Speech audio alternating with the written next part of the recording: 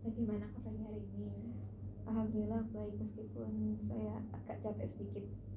Sebelumnya perkenalkan ya, nama saya Maya, bisa dipanggil Kak Maya atau Ibu Maya atau Maya juga pun boleh. Senyamannya Mbak Regina aja ya. Oke, nah kemarin kita sudah chat ya PWA ya, Sudah. mau teman hari ini. Oke, baik Mbak Regina. Kalau betul Mbak Regina kesini tadi naik apa ya? Saya tadi naik Gojek sih kak. Naik Gojek. Rumahnya masih sekitaran Surabaya sini? Iya sekitar Surabaya. Tapi kalau jarak dari kampus ke rumah sih jauh sih. Berapa menit kira-kira? 40 menit kalau itu lancar. Kalau misal lagi macet itu 1 jam bisa. Jauh banget ya ternyata ya. Iya. Kalau boleh tahu Mbak Regina kesibukannya apa nih sekarang? Kesibukan saya sih cuma kuliah sih kak. Semester berapa? Semester 4. Udah semester 4 ya, itu susah-susahnya itu ya. Oke, baik Mbak Regina. Terima kasih sebelumnya sudah hadir pada hari ini ya Mbak Regina. Nah, tadi Mbak Regina tadi ini ya, katanya kabarnya cukup apa nih, capek ya? Iya Ya. betul. Nah, capek ya sebenarnya ya. Mungkin makasih ya Mbak Regina karena sebelumnya sudah menyampaikan dengan secara jujur karena Mbak Regina bilang capek tadi ya. Sebelum kita mulai saya ingin menyampaikan beberapa hal penting. Jadi semua yang Mbak Regina nanti ceritakan, Mbak Regina ungkapkan itu akan dijaga atas kerahasiaannya ya Mbak Regina. Jadi Mbak Regina nggak perlu takut untuk menceritakan hal apapun itu. Oke. Nah, jadi kehadirannya Mbak Regina di sini juga atas dasar kesukarelaannya Mbak Regina kan, bukan karena paksaan gitu. Jadi kalau ada hal yang mungkin belum siap untuk diceritakan, jangan diceritakan terlebih dahulu, tidak apa-apa. Nah, pokoknya Mbak Regina ini bebas buat berbagi lah gitu ya. Iya sih kak, saya memang pengen cerita gitu. Baik, dan selama sesi ini nanti saya berharap kita bisa saling terbuka ya Mbak Regina, karena terbuka itu bisa membantu Mbak Regina dan bisa membantu menyampaikan apapun yang Mbak Regina rasakan dengan jujur dan juga tidak ada salah ataupun benar ya Mbak Regina di sini. Iya.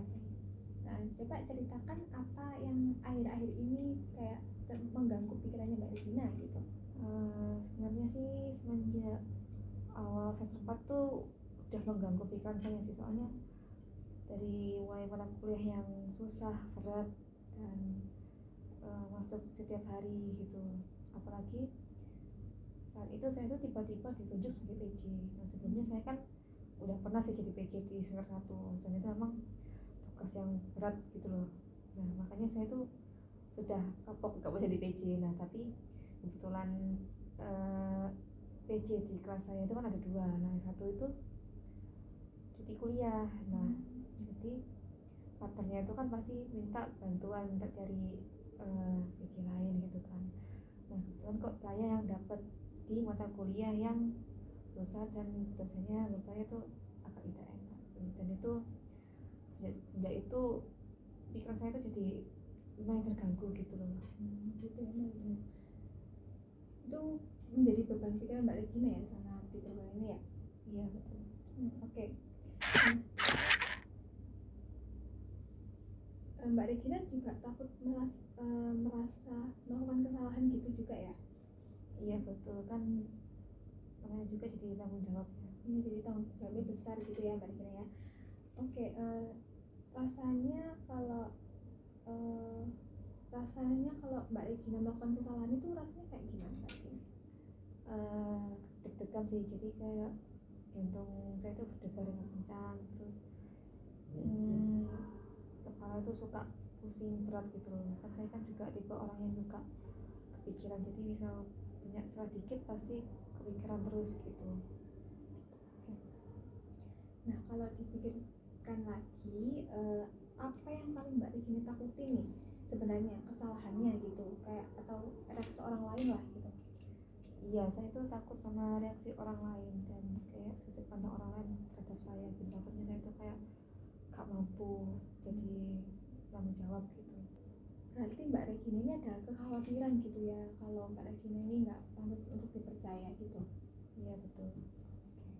Nah sekarang saya ingin Mbak Regina mencoba untuk berbicara lebih bebas lagi ya Mbak Regina. Jadi Mbak Regina ungkapin semuanya yang mengganjal di hatinya Mbak Regina. Nah katakan apapun yang Mbak Regina pikirkan gitu. Jadi tentang kata gagal itu tidak perlu disaring, jadi kayak mengalir aja. Kalau menurut saya sih gagal itu seperti hal yang memalukan gitu loh, terus kayak mengecewakan orang banyak, terus kayak merasa gak berguna gitu. Apalagi yang muncul Mbak Regina? Seperti orang tua itu pasti bakal kecewa, marah, terus kayak jauhi teman seperti itu. Oke, sepertinya kata gagal ini ya apa namanya membawa banyak pengaruh ya di pikirannya Mbak Regina ini. Iya betul, karena dari dulu pas masih saya SD kan, misalnya nih kayak saya itu punya lagi ulangan gitu kan, nah kalau nilai saya itu turun sedikit aja itu saya tuh ngerasa di apa ya, dipandang kayak enak gitu sama orang tua saya, jadi kayak ditekan gitu lah bukannya. Apa yang biasanya terjadi di waktu itu Mbak Regina? Sebenarnya sih orang tua saya tuh nggak marah besar ya, cuman omongannya tuh nyelekit. Ya tahu sendiri lah orang tua kalau lagi banding-bandingin gitu kan, kayak gini harusnya kamu tuh kan bisa lebih gitu. Nah dari situ tuh saya tuh harus selalu merasa lebih sempurna gitu. Nah jadi Mbak Regina itu selalu ada dorongan ya untuk selalu sempurna gitu. Ya jadi kalau nggak sempurna itu rasanya kayak gak cukup baik. Nah menurut Mbak Regina nih ya, siapa sih yang paling keras gitu dalam menuntut Mbak Regina, entah itu orang tua, teman, atau mungkin ada orang lain gitu? Jujur kalau menurut saya sih ya diri saya sendiri sih kak, kayak saya nih yang paling keras terhadap diri saya sendiri gitu. Okay. Nah bagaimana perasaannya Mbak Regina ini saat menyadari hal itu?